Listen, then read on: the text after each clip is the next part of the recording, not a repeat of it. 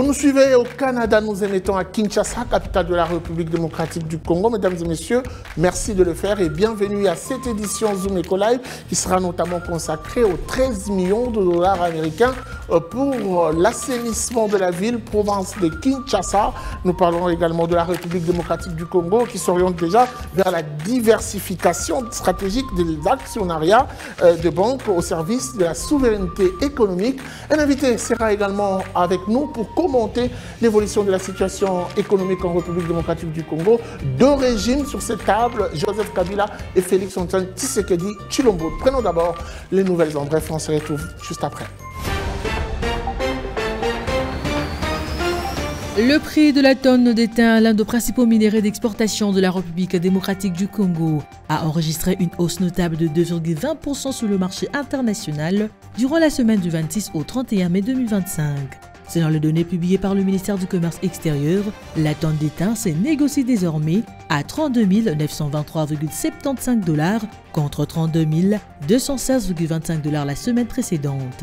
Cette progression traduit une dynamique positive sur les marchés internationaux dans un contexte marqué par une demande soutenue de ces métaux stratégiques. L'étain est utilisé principalement dans les industries électroniques pour la fabrication des soudures et des diverses applications métallurgiques. Plus de détails sur Zoom-Coupanet.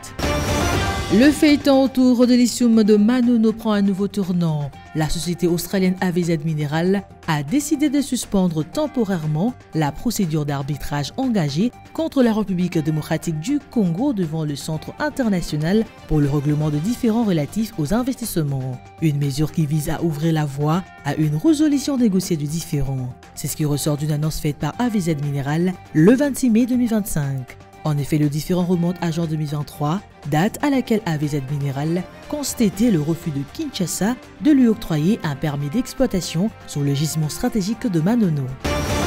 En 2024, le continent africain a représenté environ 30% de la nouvelle offre mondiale de lithium, marquant ainsi une avancée majeure pour une région longtemps marginalisée dans la chaîne d'approvisionnement de ces métaux stratégiques.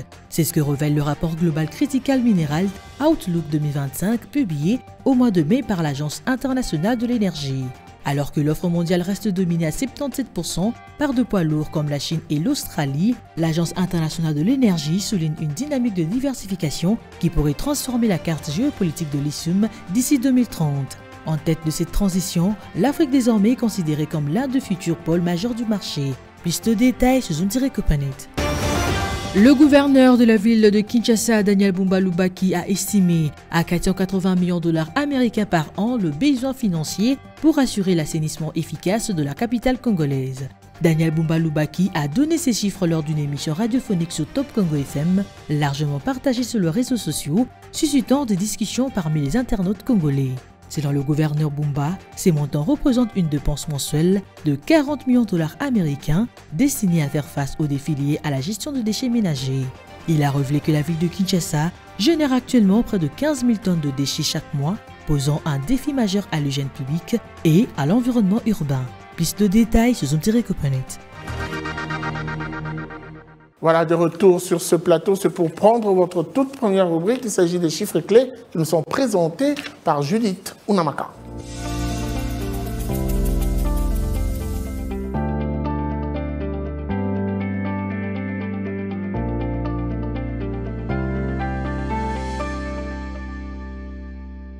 Judith Unamaka, bienvenue. Merci Guy. Alors avant que l'on parle de la thématique retenue pour votre rubrique, j'aimerais qu'on prenne d'abord l'évolution du taux d'échange en République démocratique du Congo, principalement à Kinshasa. Qu'est-ce que l'on peut dire? Voilà, concernant le taux de change en République démocratique du Congo, commençons par l'officiel. Actuellement, 1 dollar se change à 2858 francs congolais, un franc CFA vaut 4,97 centimes et 1 euro s'interchange à 3263 francs congolais. Maintenant, prenons le cas du parallèle. Nous avons pointé particulièrement Kaoukai. Dans ce lieu, 1 dollar vaut 2860 francs. Un franc CFA se change à 4,99 centimes et 1 euro s'interchange à 3270 francs congolais. Alors nous parlons de ces 13 millions de dollars prévus pour l'assainissement de la ville-province de Kinshasa. La question principale, comment est-ce que ces 13 millions seront répartis? Qu'est-ce qui sera exactement pris en charge? Voilà, notons tout d'abord que la capitale de la République démocratique du Congo, chaque jour, génère près de 14 000 tonnes de déchets. Alors, pour répondre à cet acte de pression croissante sur l'environnement urbain, il faudrait justement mobiliser 13 millions de dollars américains par mois, soit 156 millions de dollars par an, comme vous venez de le dire. Alors, signalant que les besoins réels, pour revenir à votre question, vont atteindre justement 480 millions de dollars américains par an, révélant un écart de 324 millions de dollars américains entre les estimations techniques de terrain et les projections institutionnelles globales. Et à ce stade, Kinshasa a en cumul un déficit chronique d'assainissement. J'aimerais que vous puissiez également nous parler du plan d'action de cette initiative.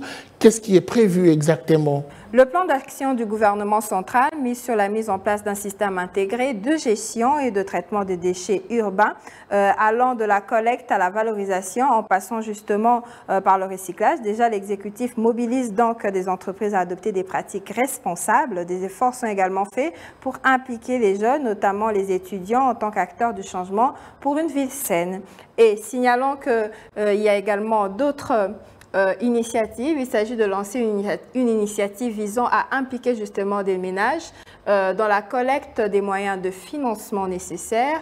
Des sachets seront donc bientôt distribués aux habitants de la ville-province de Kinshasa afin de faciliter la participation des citoyens à cet effort d'assainissement. Quelles sont les différentes sources ciblées par le gouvernement provincial de la ville-province de Kinshasa pour capter ces 13 millions de dollars américains? Voilà, en parlant des sources, le directeur de FONAC a sollicité l'expertise de ce membre du gouvernement, jadis le gouverneur de la province du Nord, Kivu, pour concrétiser justement le projet King Ezobonga, initié par l'autorité urbaine. Et les deux personnalités ont également abordé les problématiques liées aux importations et justement aux exportations essentielles pour le défi d'assainissement de la capitale congolaise. Et notons que cette collaboration a permis justement de formuler des instructions concrètes qui seront justement présentées en priorité par la Première ministre Judith Suminwa ainsi qu'aux autres ministres sectoriels. Et l'objectif est de transformer justement ces idées en actions tangibles pour améliorer les situations de notre ville. Et il convient donc de rappeler que Kinshasa a bénéficié d'un important soutien financier de la Banque mondiale, évalué à près de 200 millions de dollars américains. Et ce projet validé par la Banque mondiale vise justement à renforcer significativement la résilience de la ville-province de Kinshasa face aux effets du changement climatique à travers des interventions préventives et la construction d'infrastructures adaptées justement et la modernisation du système d'assainissement. Merci beaucoup à vous pour cette précision. Je rappelle que vous êtes à la présentation des chiffres clés. Merci beaucoup Guy, c'était un plaisir. Nous allons prendre cette fois-ci le dossier qui nous est présenté par Judith Piombo. Elle nous parle de cette diversification stratégique de l'actionnariat des banques et c'est tout de suite après ceci.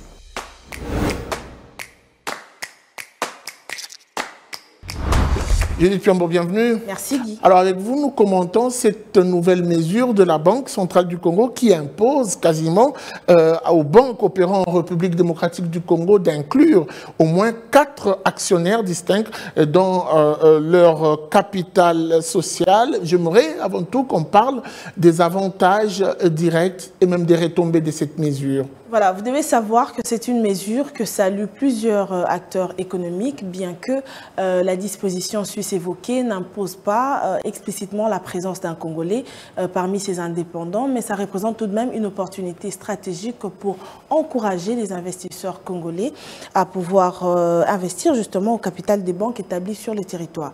Également, pour plusieurs opérateurs économiques, cette mesure dépasse largement le cadre réglementaire, d'autant plus qu'elle s'inscrit dans une vision de souveraineté économique, d'inclusion financière et de promotion d'une économie centrée sur les intérêts congolais. Toujours en s'alignant dans la façon de voir les choses de ces opérateurs économiques, ouvrir un capital bancaire aux nationaux représente le fait de reconnaître les capacités de nos entrepreneurs, leur ambition, leur engagement, mais aussi leur droit légitime de prendre part à la gouvernance et à la création de richesses dans le secteur financier. Est-ce que cette mesure prise par la Banque centrale du Congo pourra faciliter une bonne gouvernance financière ancrée dans le besoin et les priorités de la population congolaise? Alors, il est quand même important de pouvoir marteler sur le fait qu'il ne faut pas réduire cette ouverture de capital à une simple exigence technique, puisque c'est un appel clair aux entrepreneurs congolais. On parle des femmes et d'hommes d'affaires à pouvoir mieux s'impliquer activement dans cette transformation. Alors, pour répondre directement à votre question, on va parler plutôt de leur expérience sur terrain, leur connaissance des réalités congolaises et aussi leur dynamisme qui constitue un atout justement pour bâtir la gouvernance financière ancrée sur les besoins et les priorités de la population congolaise. Parler de cette mesure et même de ses avantages est une chose, mais on ne parle pas de ce que gagnent toutes ces banques. Quels seront les bénéfices directs pour ces banques? Alors, il y a de quoi affirmer que cette évolution est tout de même bénéfique pour les institutions bancaires, puisque en favorisant une participation forte congolaise,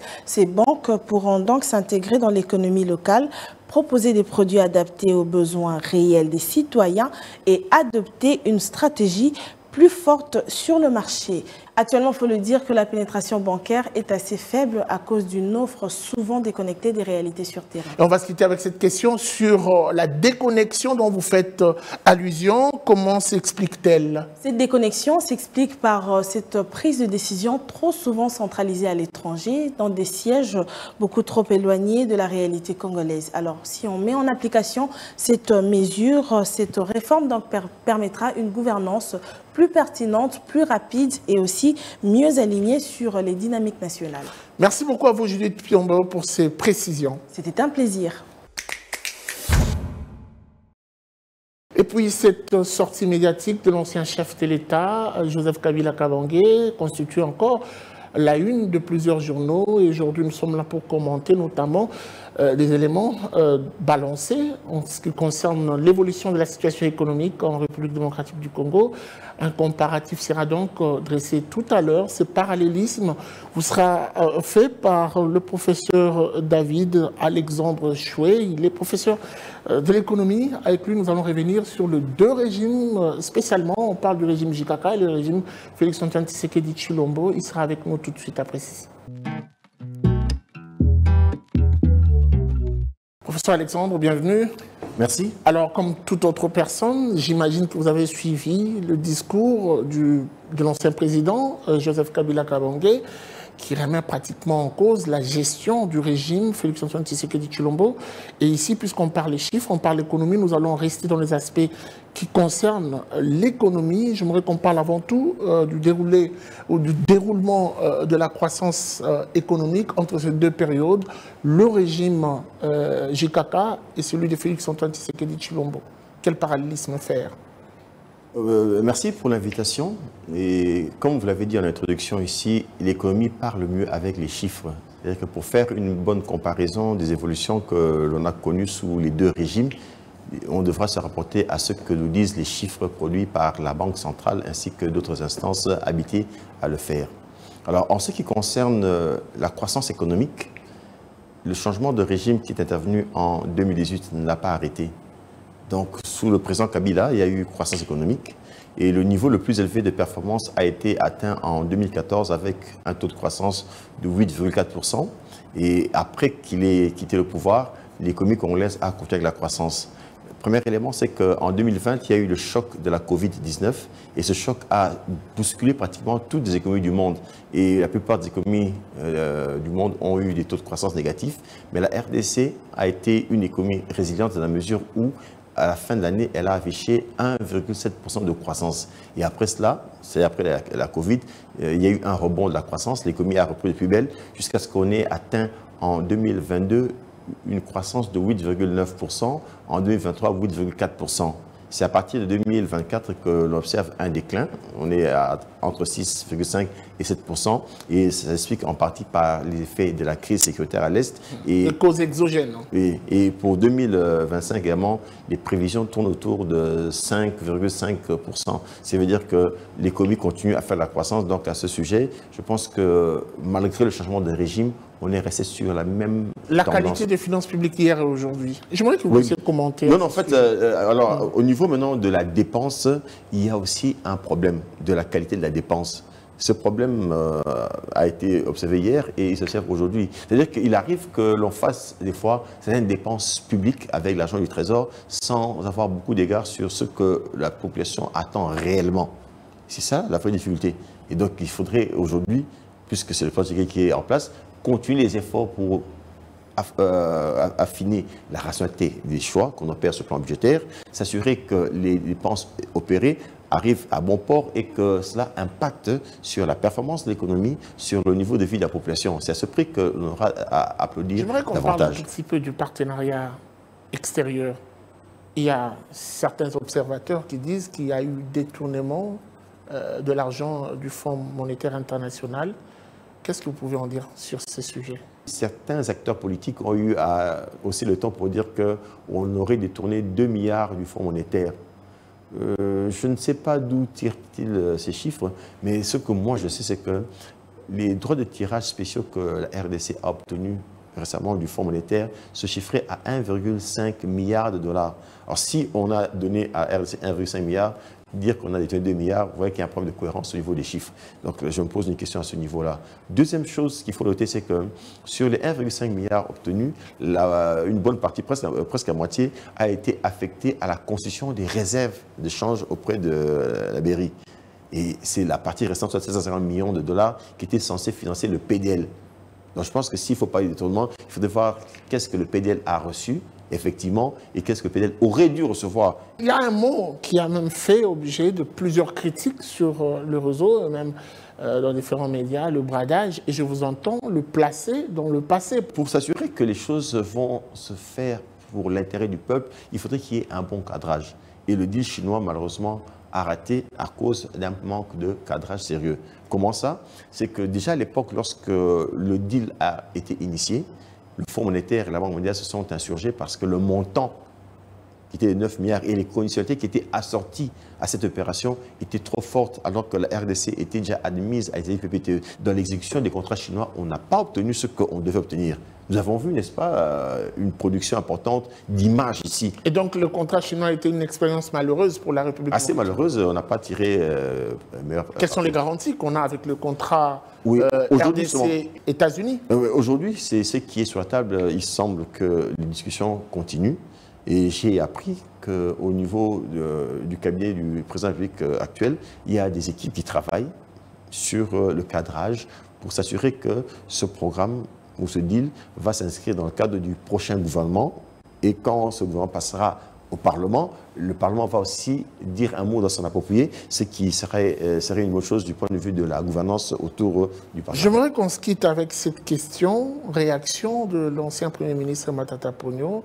Il a parlé, il a même dit clairement du mécanisme de détérioration du bien-être, avec notamment des statistiques de croissance comme 5,7% en 2024 et une démographie de 3,2%, inflation de 11% pratiquement.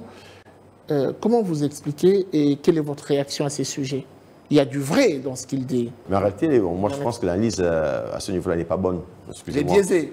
Oui, il y a un petit biais dans la mesure où le taux de croissance de l'économie, lorsqu'on le calcule, on intègre déjà l'inflation à ce niveau-là. C'est-à-dire que le taux de croissance que nous voyons là a été corrigé de l'inflation. Ce qui fait que lorsqu'on obtient les valeurs en termes de taux de croissance, on ne peut plus comparer ça à l'inflation. Je ne dis pas que l'inflation est une bonne chose, mais je dis qu'on a déjà eu à corriger. Et donc les 2% là, c'est l'accroissement du revenu réel, du pouvoir d'achat de la population. C'est faible, mais c'est ça la réalité. Donc là, juste, je pense qu'il y a un problème d'interprétation. Mais sinon, il faut éviter de trop surfer sur les chiffres, parce que les chiffres ont leurs exigences analytiques aussi. Merci beaucoup à vous, Monsieur Alexandre, pour votre disponibilité. C'est un plaisir. Suivez-moi tout le jour à travers Zoom Wende sur Zoom Eco Live. Abonnez-vous sur notre chaîne YouTube. Zoom Eco Live, la référence de l'actualité économique en RDC. Et puis ce petit tour au marché Mola pour prélever les prix de la viande fraîche telle que vendue. Ah bah oui, Naomi Kandé s'est déplacée pour vous ramener des prix avec précision. Je vous prie de suivre la rubrique Zoom Wende et on se retrouve juste après.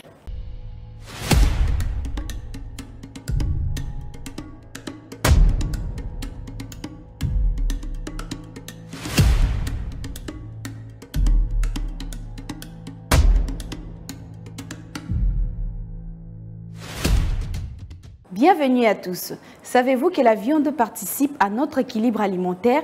La consommation de la viande fraîche fournit vitamines et protéines de bonne qualité, essentielles au bon fonctionnement du corps humain.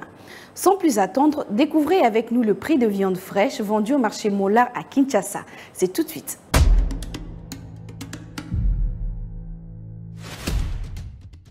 Débutons notre marché du jour avec de la viande de porc qui coûte entre 24 000 francs et 25 000 francs, tout en dépendant d'un commerçant à un autre. Vous avez la possibilité de vous procurer un demi-kilo au prix de 12 000 francs. Pour le fan de la viande de cabri, connu sous le nom de Moussouni Antaba, cela revient à 35 000 francs par kilo. Un demi-kilo se vend à 17 000 francs. Zumwendi a également pensé aux consommateurs de Michopo, qui se vend à 25 000 francs le kilo. Toujours au même marché, on trouve le carbonade, connu sous le nom de viande de bœuf, qui revient entre 18 000 francs et 20 000 francs, tout en dépendant d'un commerçant. Terminons ces marchés avec le poulet qui se vend entre 9 000 francs et 15 000 francs congolais.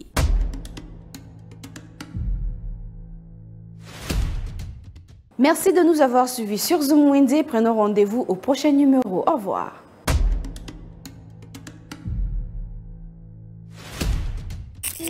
Les rendez-vous économiques, c'est dans l'agenda sur Zoom Eco Live.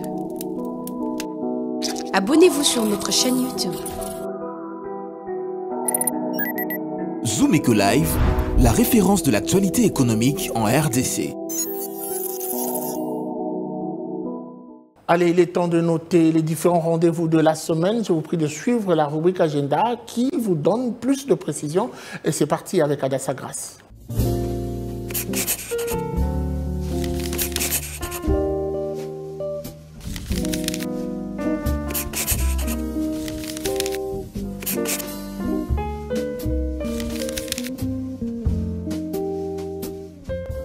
Bienvenue à l'agenda, voici le rendez-vous du jour.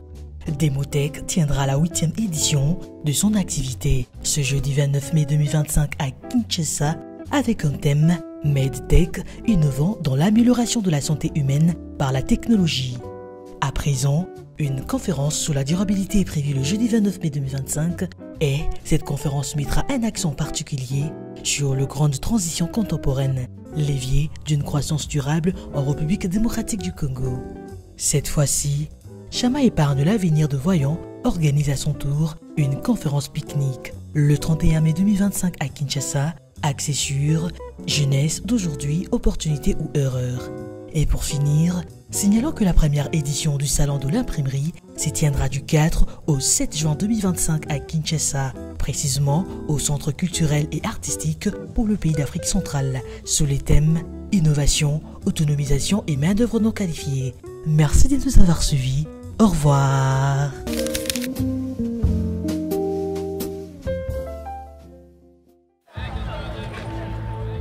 C'est art de se tirer d'affaire, de faire face à la crise, de bricoler, de trouver des solutions avec ce qu'on a sous la main.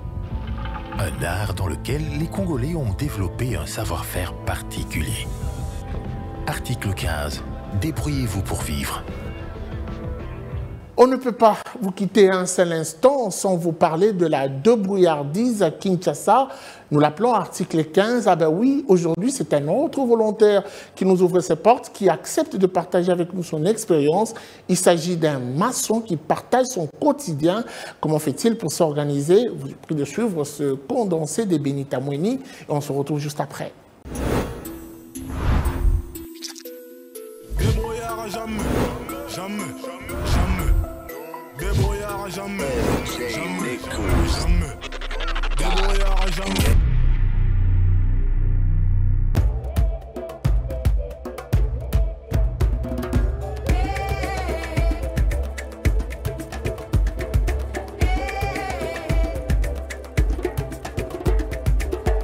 Moi, un ingénieur. Tambolaka, tamsuma chantier mo aujourd'hui se fait beaucoup de moments où habiter beaucoup de tazem donc ici même tout ça na carte de transport tout là.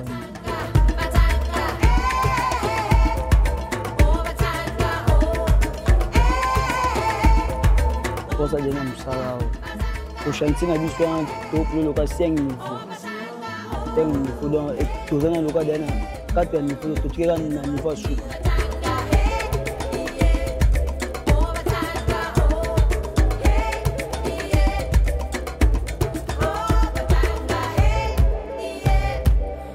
encore papa relation là am su ko mutumo be lo mken na ninga tonga oye pesi mo be mutwana ayo te yo ko oye te na donc de obika musala o e sala ma ngape travail yango a mekayo ko apeso mba monte a sa mo geste mo be ameki so pe sala yango ai boga na geste na oye on sala apeso mo ele mo be o bala sima bien na bala sima bien a cause mo sima ajuna na mo beton mo zeli ko si yo mo sala mo pe na ni mutu mo ayelo mai yo mo ko zuma yo mo ko sima mo ko kayas baloli o sele ba geste ka o sala ma ni no pina a conflite mo no pina a ma so pina a sala bulo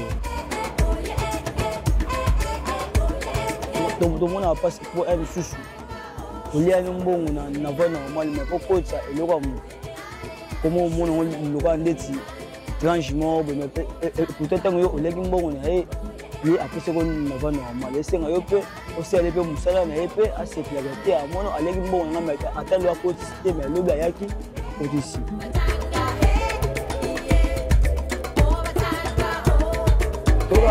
Parce que tout le temps la sac à zèle, sac à ciment, sac à caisse, sac à béton mon bébé.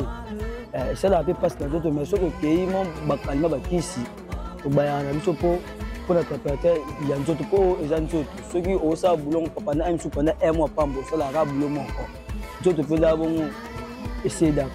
Mais c'est un temps qui simo et battre la biso. Les appels na mère quand tu vas à mo bakisa bokoko ça ngati. Mo bakisa mpongo nde to fuka ma be amo mkongo ekata na biso bani leo kanga na senga na ba jeune ko biso za pe to za ba mi bal am su musala oyo o sala la ponga pena sala ngo eyala ngata na tona su dikanzo ali ma 5 na zo ngata 18 ata 19 le ngana na makasite voyant que ndé posa ne musala mo ba mono ki atango o to ka fina boy suka film ojumbongo na yo olia mbongo na yo labite mbongo pe na ale da mbongo be ya makila te pena olanda ngate ngambe komela ngate ko ba jeune comment otaki classe aussi classe ke personne na peki moyibi ko mi fazer ba bengo te na palais papa zali mama zali me yo ko fazer ngo ele ngo na singa raka ba cha fasika na musala o biso ka to sala babala na ka lukona biso so ba tengami ka tongo yo bika mboko na biso ngo soka oseli kam eza yo to pesi bami mabaninga eza biso pe esa biso pasi fort ti biso to bonga na biso bité faut musala yango faut mbongo yango ata dimi ata sianga 1000 francs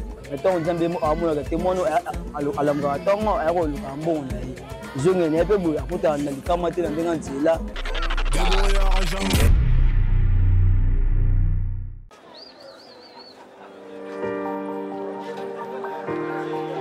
Dans les détails du marché, nous avons appris à vous connaître, à vous comprendre et vous apporter plus de lumière. Désormais, avec vous, c'est parti pour un voyage de rêve vers une destination meilleure. Ensemble, découvrons le civisme fiscal et la bonne gouvernance dans la gestion de la Res Publica grâce au décryptage de l'actualité économique du pays avec des chiffres clés. Avec une équipe de professionnels, découvrez le quotidien des Congolais en exclusivité à travers des dossiers et analyses approfondies. Zoomeco TV, la référence de l'actualité économique en RDC. Allez, c'en est fini pour aujourd'hui. Merci de nous avoir suivis. La suite, c'est sans doute au prochain numéro avec le même plaisir. Au revoir et à très vite.